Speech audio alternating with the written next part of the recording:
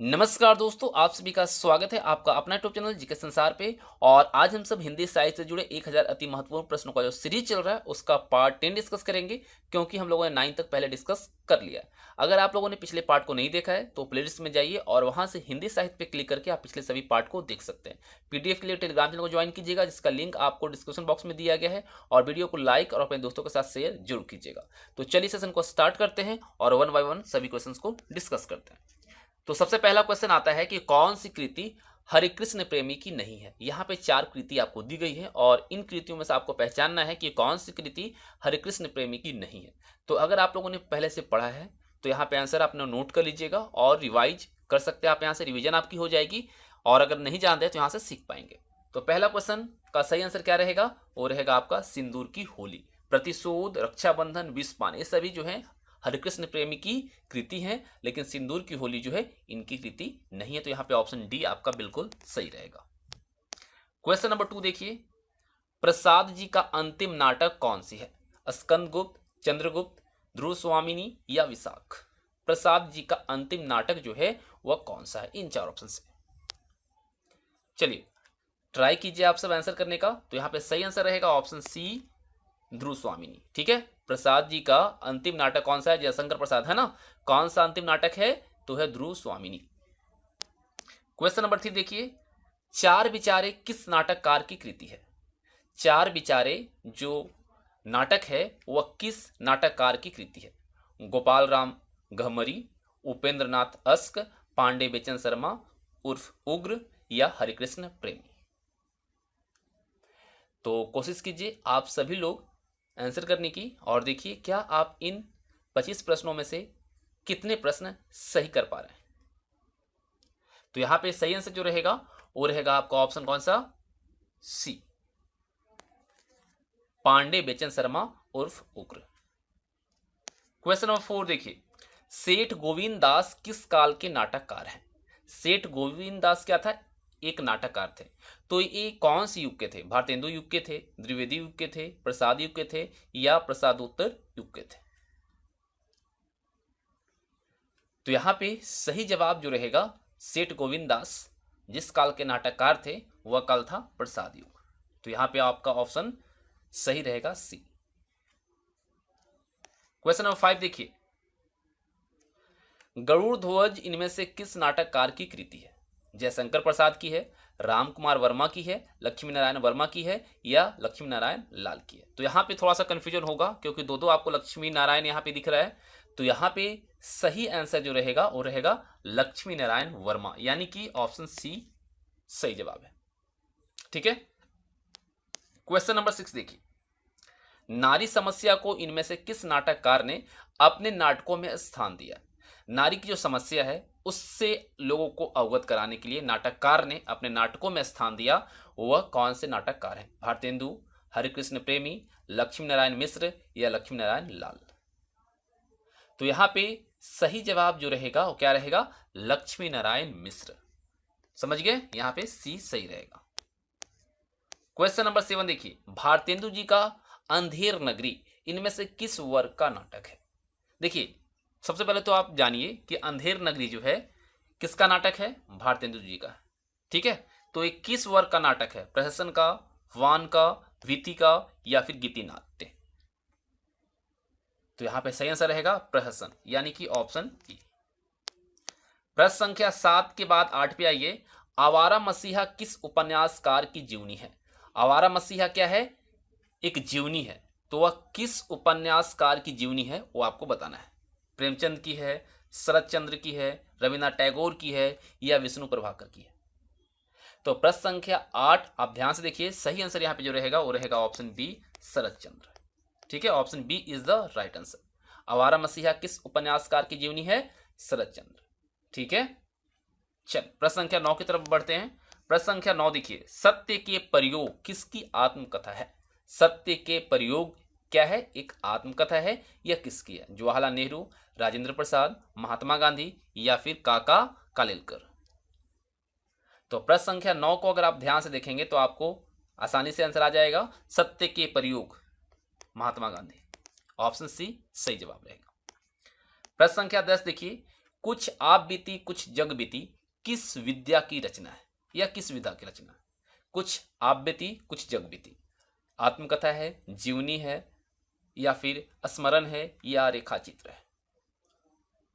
तो यहां पे सही जवाब जो रहेगा वो क्या रहेगा? आत्मकथा। क्या रहेगा? आत्मकथा। यानी कि यहां पे जो ऑप्शन ए है वो सही है। प्रश्न संख्या 11 देखिए, कलम का सिपाही के लेखक कौन है? कलम का सिपाही सब इससे परिचित होंगे, है ना? प्रेमचंद, अमृत राय, दयानंद सरस्वती, या रामविलास शर्मा।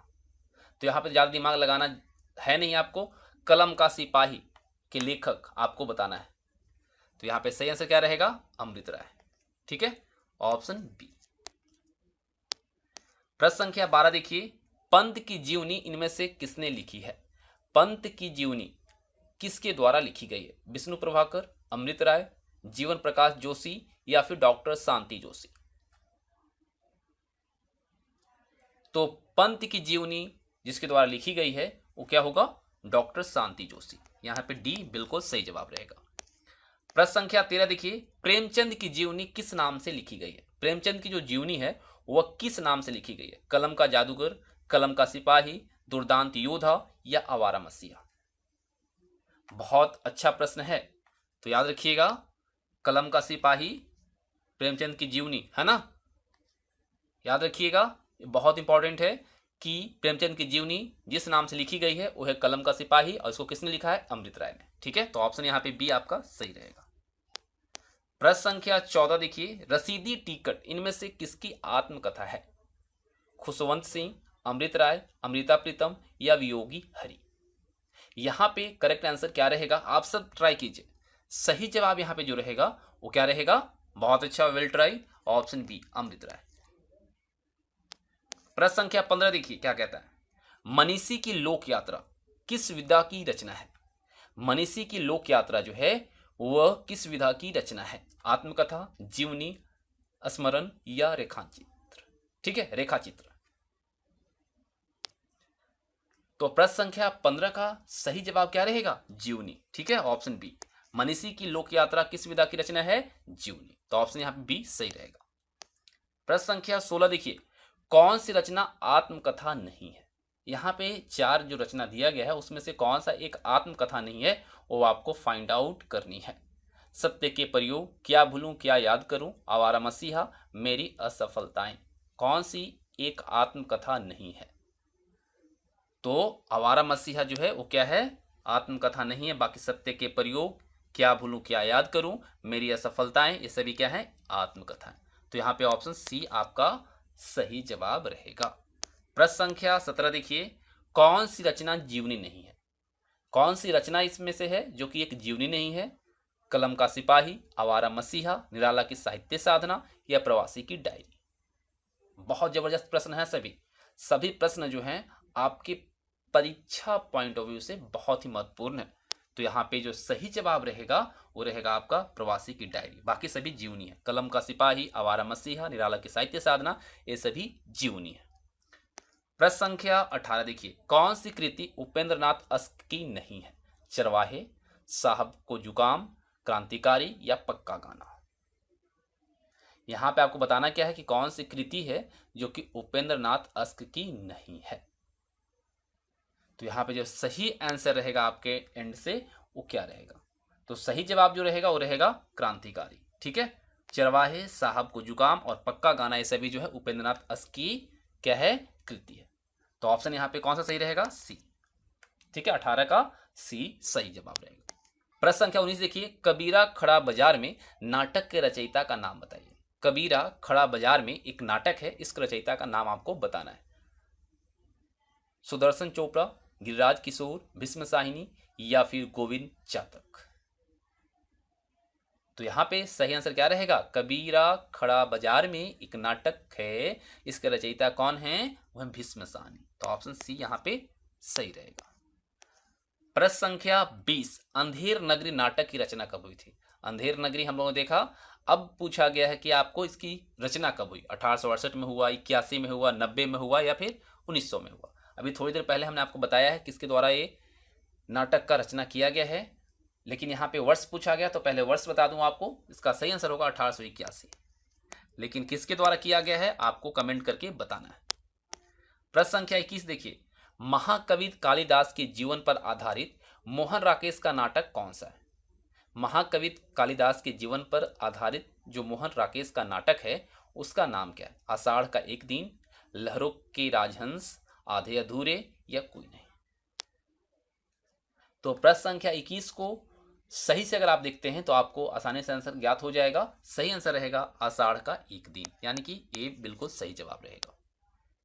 प्रश्न संख्या 22 देखिए क्या कहता है, इनमें से कौन सा नाटक उपेंद्र नाथ अश्क का है? ठीक है, इसमें एक ही ऐसा नाटक है जो उपेंद्र नाथ अश्क का है, बाकी नहीं है। छठा बेटा, अंधी गली, उड़ान या उपर्युक्त सभी। तो यहां पे अगर ध्यान से आप देखते हैं तो आपको आंसर ज्ञात हो जाएगा। बहुत अच्छा प्रश्न है। तो यहाँ पे जो सही आंसर रहेगा वो क्या रहेगा? तो यहाँ पे बिल्कुल आप लोगों ने ट्राई किया है, सही आंसर रहेगा ऑप्शन डी, उपर्युक्त सभी, यानी छठा बेटा, अंधी गली और उड़ान, ये सभी उपेंद्र नाथ अश्क की नाटक है। प्रश्न संख्या 23 देखिए क्या कहता है, शारदिया नाटक का रचयिता कौन है? शारदिया नाटक के रचयिता का नाम क्या है? मोहन राकेश, धर्मवीर भारती, जगदीश चंद्र माथुर या विष्णु प्रभाकर। तो यहाँ पे सही जवाब क्या रहेगा? तो रहेगा आपका ऑप्शन सी, जगदीश चंद्र माथुर।